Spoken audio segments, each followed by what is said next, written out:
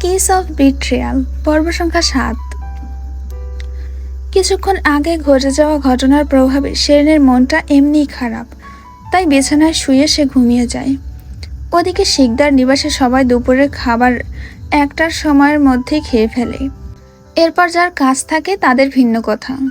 আজ যেহেতু বাড়িতে সবাই আছে তাই বানু মির্জার আদেশে সবাই খেতে এসেছে। শিমুল ডাইনিং এরিয়াতে এসে শেরিনকে না দেখে অবাক হলো। সে পাঠিয়েছিল একজনকে শেরিনকে ডাকতে। শিমুল ভাবে হয়তো শেরিন আসবে একটু পরে, তাই সে গিয়ে টেবিলে বসে পড়ে। কায়ান তখনও আসেনি। জারিফ এবং জিনুকে তাদের মামা মাহবুব খাইয়ে দিয়েছে। কায়ান কোথায় মেহেরিন? রুমে হয়তো। হাজব্যান্ডকে নিয়ে খেতে আসা তোর কর্তব্য আপু। বানু মির্জা কথাগুলো শুনে বেশ খানিকটা তাচ্ছিল্য হাসলেন। সেই খেয়ালটা মেহেরিন কবেই বা রাখলো। মাহমুদের হাত থেমে গেল। সে সরাসরি বানু মির্জার চোখের দিকে দৃষ্টি স্থির করলেন।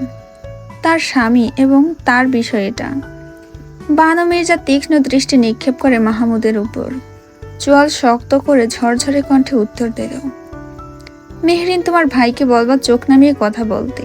আর আমার ছেলের বিষয় কখনোই স্বামী স্ত্রীর পার্সোনাল বিষয় না। কোনটা পার্সোনাল কোনটা পাবলিক সেটা আমাকে বোঝাতে হবে না। মেহরিন থতমত খেয়ে গেল। সে হাত থেকে ফোন রেখে মাহমুদকে উদ্দেশ্য করে বলল, মাহমুদ ভাই, আমার গুরুজনদের সাথে এভাবে কথা বলতে নেই। কিছু মনে করবেন না মা বেগম। মাহমুদ ছোট ভাই, আদুরে বড্ড। বানু মির্জা বাঁকা হাসলেন। বলা বাহুল্য, আমার জেবরান এবং আহিও ছোট। বড়দের সাথে কথা বলতে গেলে শিক্ষার প্রয়োজন হয়। তোমার মা বাবাকে বলে দিও। মাহমুদ তীব্র ক্রোধে ফুঁসছে নিজের ভেতরেই। তবে সে কোনো কথা না বলে বাচ্চাদের মুখে খাবার তুলে দিতে মনোযোগ হয়। শেরিনের সামনের ফ্লোরে হাঁটু গেড়ে বসে আছে কায়ান। শেরিনের ঘুমন্ত মুখশ্রীতে অপলক দৃষ্টিতে তাকিয়ে আছে সে। শেরিনের কানের পেছন থেকে একগুচ্ছ ছোট ছোট চুল হুট করে মুখের সামনে এসে পড়ল। কায়ান আলতো হাতে চুলগুলো ফের কানের পেছনে গুজে দিল। কারোর শীতল স্পর্শ অনুভব হতে শেরিন নড়ে চড়ে ওঠে। পাশ ফেরা থেকে সোজা দিকে ঘুরে যায়। এরপর ধীরে ধীরে চোখ খুলে নেয় সে। সিলিংয়ের দিকে তাকায় শেরিন। পানির পিপাসা পেয়েছে তার। শেরিন? কায়ানের শীতল কণ্ঠ শুনে ফিরে যায় শেরিন। কায়ানকে পাশে দেখে এক লাফে বিছানায় উঠে বসে সে। আপনি এখানে কি করছেন? কায়ান ফ্লোর থেকে উঠে দাঁড়ায়। লাঞ্চ করবে, চলো। শেরিন মুখ ফিরিয়ে নেয়। করব, আপনি যান আপনার কাজে। আমি কথা রিপিট করব না শেরিন, আমাকে বিরক্ত করো না। কথাটা বলে কায়ান বেরিয়ে গেল। শেরিন তাকিয়ে রইল সেদিকে। এরপর কিছু একটা ভেবে শেরিন মুখ ধুয়ে চলে আসে। কম বেশি সবাই খাবার খেতে শুরু করেছে। আহি শেরিনকে দেখে হাত উঠায়। শেরিন, আমার পাশে এসে বসো। শেরিন গিয়ে আহির পাশে বসে। কায়ান মেহরিনের পাশে বসে আছে শেরিনের সোজাসুজি। বানু মির্জা শেরিনকে দেখে বললেন, শেরিন, অসময়ে ঘুমিয়েছিলে শুনলাম, শরীর খারাপ? না আন্টি, ওই জার্নি করলাম তাই চোখ লেগে এসেছিল। খাবার খেয়ে ঘুমিও। না মা বেগম, আমি শেরিনকে নিয়ে বের হতে চাই, প্লিজ শেরিন। আহির মিষ্টি আবদার শুনে শেরিন না করতে পারল না। আচ্ছা আপু। কায়ান খাবার প্লেটে তুলতে তুলতে ওয়ার্নিং করে, বেশি দূর গেলে পা দুটো ভাঙবো আমি তোর। আহি চোখ পিটপিট করে তাকায়। শেরিনকে কনুই দিয়ে ধাক্কা দিয়ে বলে, যাব না বেশি দূর। শেরিনকে ইশারা করে বলতে শেরিন বুঝে উঠতে পারে না সে কি বলবে। কায়ান ফের বলে ওঠে, কোথায় যাবি? ওই যে নতুন ক্যাফে, ওখানে যাব। ওকে, আমি নিয়ে যাব। মেহরিন খাবার শেষের লোকমাটা মুখে নিয়ে কায়ানের কথাটা শুনে থেমে গেল। তুমি যাবে? Any problem? মেহরিন বিরক্তি নিয়ে উঠে যায়। কিছু বলাও যাচ্ছে না, আবার এটাও বলা যাচ্ছে না সেও যাবে। কায়ান ভীষণ বুদ্ধিমান। মেহরিন উঠে গেলে বানু মির্জা বলেন, যাও, গিয়ে ঘুরে এসে ভালো লাগবে। শেরিন খুশি ছিল, তবে কায়ান যাবে কথাটা শুনে বেশি একটা খুশি হতে পারল না। বিকালের দিকে প্রহর গড়িয়ে এসেছে। শেরিন রেডি হয়ে আহির রুমে বসে আছে। আহি একটু সাজুগুজু প্রিয় মানুষ, তাই সে নিজের সাজুগুজু করে শেরিনকেও একটু সাজিয়ে দেয়। একটু লাইনার টেনে লিপস্টিক লাগিয়ে দেয়। লিপস্টিক লাগিয়ে শেরিনকে কি সুন্দর দেখাচ্ছে। আহি নিজেই প্রেমে পড়ে যায়। কি সুন্দর লাগছে আমার শেরিনকে, আমি ছেলে হলে বিয়ে করে নিতাম। শেরিন হাসে। ইস, তুমিও সুন্দরী। আহি শেরিনের গাল টেনে দেয়। শেরিন শিমুলকে বলে আহির সাথে বেরিয়ে যায়। কায়ান গাড়ি নিয়ে দাঁড়িয়েছিল বাহিরে। ওরা দুজন আসলে কায়ান শেরিনের দিকে তাকিয়ে রয়। কি মায়াবী লাগছে মেয়েটাকে, চোখ দুটো টানা টানা, আঁকানোর কারণে আরো টানা লাগছে। শেরিন আহি গাড়িতে এসে বসার পরেও কায়ান ড্রাইভ শুরু করেনি। আহি তা দেখে মৃদু হাসে। ভাইয়া? ধ্যান ফিরে কায়ানের। গাড়ি চালাও। গাড়ির সিট বেল্ট লাগিয়ে ড্রাইভ শুরু করে। চট্টগ্রাম শহরের মাঝ দিয়ে গাড়িটা ধীর গতিতে এগিয়ে চলছে। দুই পাশে সারি সারি গাছ, তাদের পাতার ফাঁক দিয়ে রোদের নরম আলো রাস্তার উপর ছায়ার নকশা এঁকে দিচ্ছে। দূরে কোথাও পাহাড়ের ঢাল দেখা যায়, আবার হঠাৎই চোখে পড়ে ব্যস্ত শহরের কোলাহল। দোকানের সাইনবোর্ড, মানুষের আসা যাওয়া, রিকশার টুংটাং শব্দ। বাতাসে লবণাক্ত একটা গন্ধ মিশে আছে, যেন সমুদ্র খুব দূরে নয়। রাস্তার এক পাশে পুরনো ভবন, অন্য পাশে নতুন উঁচু দালান। শহরটা যেন একসঙ্গে পুরানো আর নতুন গল্প বলছে। মাঝে মাঝে হালকা বাতাস এসে মুখে লাগে, দিনের গরমটাকে একটু নরম করে দেয়।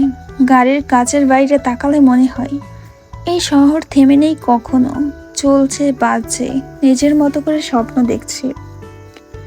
শেরিন আহি পুরো রাস্তাটা মজা করতে করতে কাটায়। কিছুক্ষণ পর তারা এসে পৌঁছায় আহির পছন্দের রিও ক্যাফেতে। শেরিনের খুব একটা জাঁকজমকপূর্ণ পরিবেশ পছন্দ নয়। তার পছন্দ প্রকৃতি, প্রকৃতিতে মিশে থাকা ঘ্রাণ, পাতার ঘর্ষণের শব্দ, সমুদ্রের কুলকুল ঢেউ, মাটিতে মিশে থাকা ঘ্রাণ আর প্রশান্তি।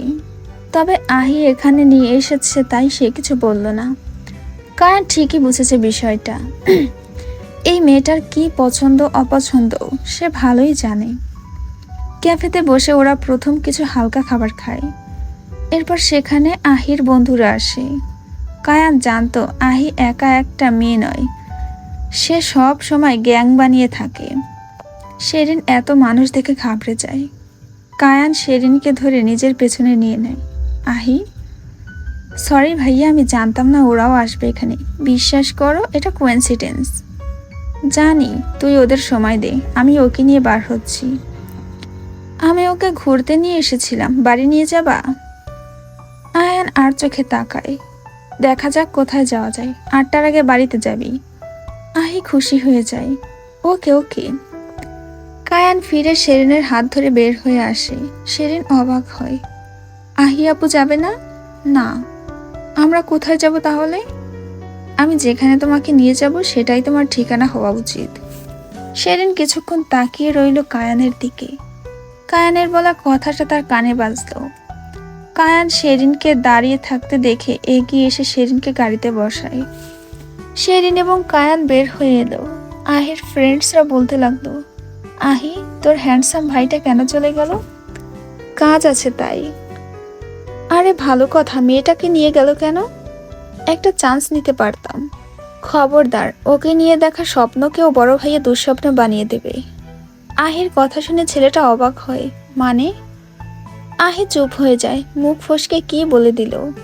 ওই মজা করছিলাম, চল চল ওই দিকে যাই, চল। কিছুক্ষণ ড্রাইভ করার পর শেরিনকে নিয়ে কায়ান একটা পাহাড়ে চলে আসে। দৃষ্টি সীমানার সবটুকুনি জুড়ে সবুজ আর সবুজে ঘেরা। শেরিন জায়গাটা দেখে খুশি হয়ে যায়। কায়ান গাড়ি থেকে বের হয়ে এসে শেরিনকে বার করে। আমি যাব ওইদিকে। শেরিন মুক্ত পাখির ন্যায় ডানা ঝাপটে সবুজের মাঝে নিজের উপস্থিতির জানান দিচ্ছে। মেয়েটার আত্মাটা সেই 6 বছরেই পড়ে আছে, ভীষণ প্রাণ উচ্ছল, মায়াবী, নিষ্পাপ। শেরিন এদিক ওদিক সবকিছু দেখছে আর পর্যবেক্ষণ করছে। বেশ বাতাস হচ্ছে, যেন সমুদ্র পাশেই, সেখান থেকে ভেসে আসছে বাতাস। কায়ান 2 হাত বুকে গুজে গাড়ির সাথে হেলান দিয়ে দাঁড়িয়ে শেরিনকে দেখছে, যেন তার প্রাণ পাখিটাকে সে মুক্ত বাতাসে উড়তে দেখছে। শেরিনের পরনে পিঙ্ক রঙা একটা ড্রেস, যেটা এই সবুজের মাঝে বেশ খুলেছে। কায়ান ফোন বের করে শেরিনের কিছু ছবি তুলে নেয়। সবুজের মাঝে কিছু রং বেরঙের প্রজাপতি দেখা মিলল।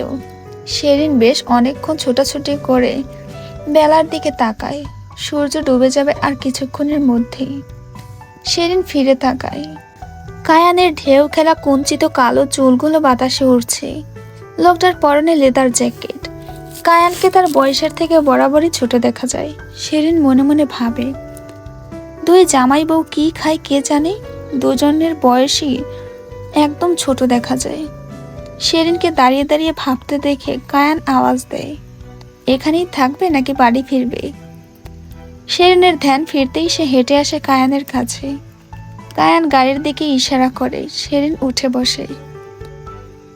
কায়ান ড্রাইভিং সিটে এসে বসে। শেরিন এত কাছে থাকা সত্ত্বেও শেরিনকে ছোঁয়া মানা। এই অনুভূতি কায়ানকে দ্বিধাগ্রস্ত করছে, ভেতর থেকেই বিধ্বস্ত করছে। কায়ান নিজেকে কন্ট্রোল করতে করতে ভাবে, রিল্যাক্স কায়ান, ভালোবাসা থাকে আত্মায়, শরীর তো কেবল ক্ষণিকের বাসা, শেষে মাটির কাছেই ফিরে যায়। শরীরের আয়ু ক্ষণস্থায়ী, কিন্তু আত্মার স্পর্শে জন্ম নেওয়া ভালোবাসা মরে না।